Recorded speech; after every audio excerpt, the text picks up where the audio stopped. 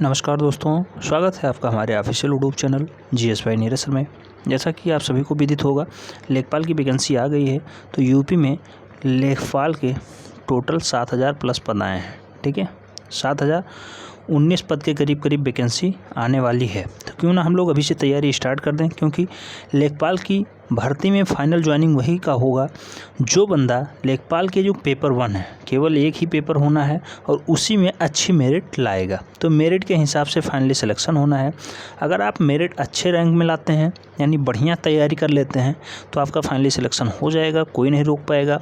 और अगर आपकी मेरिट कम है तो फिर आपको दिक्कत का सामना करना पड़ जाएगा, क्योंकि यहाँ पे ना ही कोई सेकंड पेपर का प्रावधान होगा और ना ही कोई अदर्स फैक्ट्स जैसे कि इंटरव्यू का प्रावधान।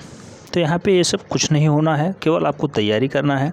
तो यहाँ आज हम लोग देखेंगे 1 लाइनर बेसिस क्वेश्चंस हैं ग्राम समाज के, और ग्राम समाज से क्वेश्चंस पूछे जाते हैं। तो ग्राम समाज का क्यों ना हम लोग अध्ययन कर लें। ठीक है, तो ग्राम समाज के अध्ययन से रिलेटेड कुछ महत्वपूर्ण तथ्य हैं, उन्हें देखेंगे। लगभग 30 से 35 प्रश्न यहाँ से क्लियर हो जाएंगे। आइए देखते हैं। चकबंदी विभाग की अगर बात करते हैं तो ये राजस्व विभाग के अंतर्गत आता है। कई बार क्वेश्चन पूछा गया है, चकबंदी विभाग किसके अंडर में आता है, तो ये राजस्व विभाग के अंदर में आता है। अगर बात करते हैं चकबंदी विभाग का कार्य क्या है, तो ये बिखरे जोतों को एकत्रित करने का कार्य करता है। चकबंदी विभाग का मुख्यतः कार्य है कि जो बिखरी हुई जोत हैं, जैसे किसानों के जोत होते हैं, खेत होते हैं, उनको एकत्रित करने का कार्य चकबंदी विभाग करता है। समय समय पर चकबंदी का गठन होता है और चकबंदी होती है। अगर बात करते हैं चकबंदी विभाग के प्रमुख कौन होते हैं, तो चकबंदी आयुक्त होते हैं। ठीक है, चकबंदी विभाग के प्रमुख चकबंदी आयुक्त कहलाते हैं। यूपी में चकबंदी योजना का प्रारंभ कब हुआ था, तो ये 1954 में हुआ था। पहले प्रधानमंत्री कौन थे, जब पंडित जवाहरलाल नेहरू हुए थे, तभी से चकबंदी का प्रावधान हुआ था और यूपी में चकबंदी योजना का प्रारंभ 1954 में हुआ था। बात करते हैं यूपी में पहली बार चकबंदी का कार्य कब स्टार्ट हुआ, तो 1954 में ही स्टार्ट हुआ, लेकिन मुजफ्फरनगर और सुल्तानपुर में मुसाफिर खाना तहसील से शुरू हुआ था।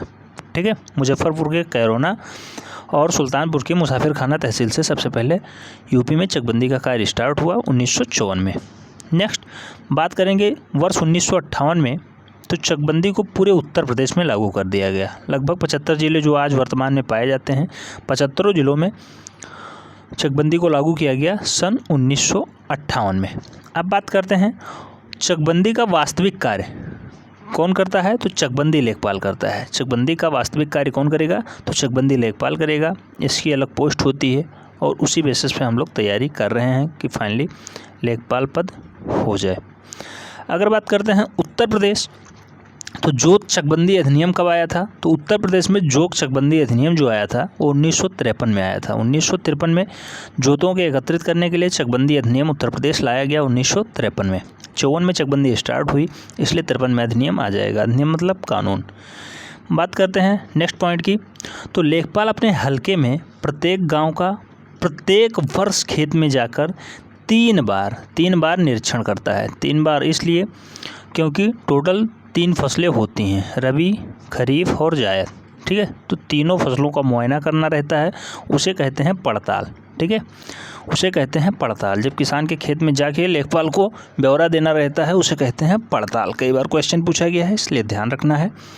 नेक्स्ट हम पे बात करते हैं पहली पड़ताल लेखपाल को कब करनी होती है, तो एक खरीफ पड़ताल कहलाती है, 10 अगस्त से प्रारंभ हो जाती है। 10 अगस्त से लेखपाल को पहली पड़ताल करनी रहती है। दूसरी पड़ताल की अगर बात करते हैं रबी फसल में करनी पड़ती है और ये 1 जनवरी से स्टार्ट होती है। 10 अगस्त से पहली पड़ताल खरीफ वाली और रबी वाली पड़ताल 1 जनवरी से शुरू होती है। तीसरी अगर पड़ताल की बात करते हैं तो ये जायद पड़ताल है और जायद पड़ताल की स्टार्टिंग 1 मई से प्रारंभ होती है। ठीक है, नेक्स्ट टाइम पे मोस्ट इंपॉर्टेंट क्वेश्चन लिखा हुआ है, खसरों में कुल खानों की संख्या।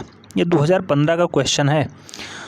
खसरे में कुल खानों की संख्या कितनी होती है, तो 22 खाने होते हैं। खसरा बनता है, खसरा और खतौनी जानते होंगे, किसान वर्ग से बिलोंग करने वाले सभी बच्चे जानते होंगे खसरा और खतौनी। तो खसरा में टोटल 22 खाने होते हैं। खाने टाइप का खसरा होता है, उसी में लेखांकन रहता है और लिखा रहता है। ठीक है, नेक्स्ट बात करते हैं खसरा का प्रयोग। तो खसरा का प्रयोग जो है सजरा नामक दस्तावेज के साथ किया जाता है। अब सजरा क्या होता है, जिसका प्रत्येक वर्ष नवीनीकरण किया जाता है उसे सजरा, और सजरा को ही गांव का नक्शा भी कहते हैं। सजरा मतलब गांव का नक्शा, ग्रामीण नक्शा। ठीक है। गाँव को कैसे बसाया गया है वो सजरे में ही दर्शाया जाता है। तो खसरा का प्रयोग सजरा के लिए करते हैं और सजरा तो नक्शा हो गया और खसरा में टोटल 22 खाने होते हैं, ठीक है। तो सजरा गांव का नक्शा कहलाता है और ये लेखपाल के पास होता है। नेक्स्ट बात करते हैं, पटवारी पद का प्रारंभ सर्वप्रथम शेरशाह सूरी ने किया था। शेरशाह सूरी ने सबसे पहले पटवारी पद को रखा था, जिसे अकबर ने कुछ सुधार किया था। हिस्टोरिकल डाटा है इसलिए याद रखना है, कई बार पूछ लिया जाता है।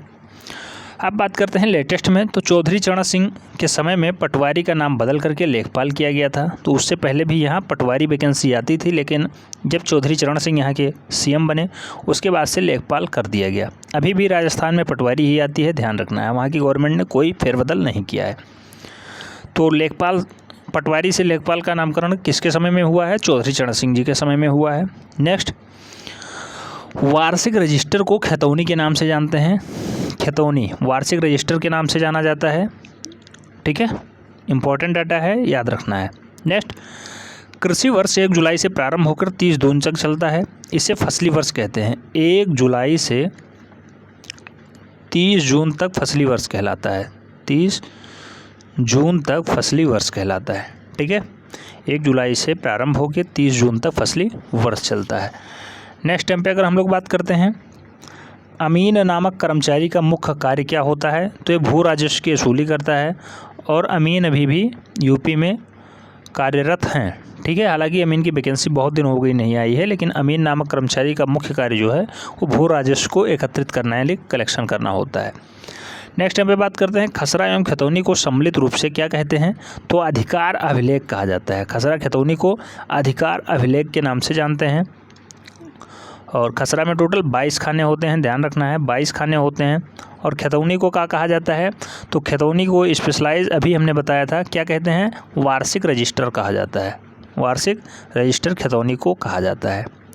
नेक्स्ट टाइम पे बात करते हैं, तहसील स्तर पर राजस्व प्रशासनिक अधिकारी तहसीलदार होता है, जो तहसील स्तर के करों की वसूली का जिम्मेदार होता है।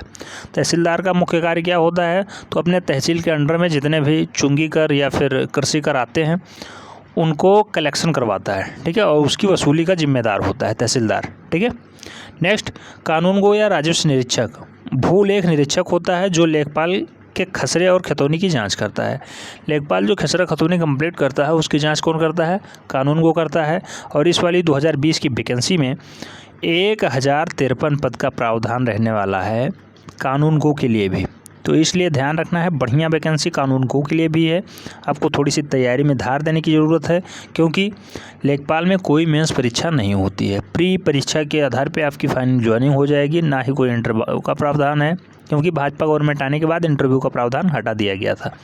हालांकि 2015 वाली वैकेंसी में इंटरव्यू का प्रावधान था 20-20 नंबर का, और उसी में खूब धांधली देखने को मिली थी और फाइनली सिलेक्शन उन लोगों का हुआ जिनका पैसा राइट टाइम पे सही जगह पे पहुंच गया था, ठीक।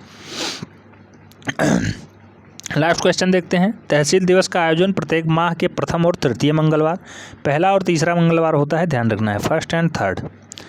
पहले और तीसरे मंगलवार को जिले की हर तहसील में प्रातः 10 बजे से किया जाता है, जिसमें जन सामान्य अपनी समस्याएं बड़े बड़े अधिकारियों के समक्ष रखते हैं और उसका निस्तारण समयबद्ध तरीके से किया जाता है। तो तहसील दिवस का आयोजन कब किया जाता है? मंगलवार को किया जाता है, माह के पहले और तीसरे मंगल को, ठीक है।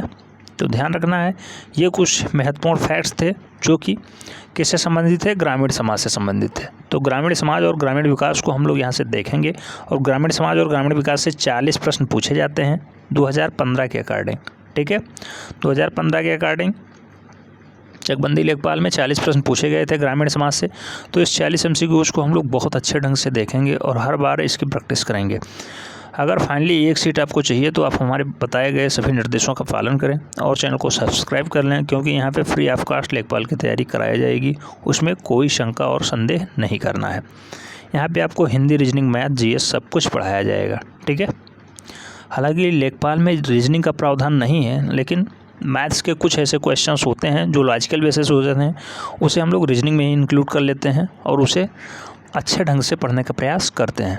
तो आज के लिए इतना ही, मिलते हैं नेक्स्ट वीडियो में, तब तक के लिए जय हिंद।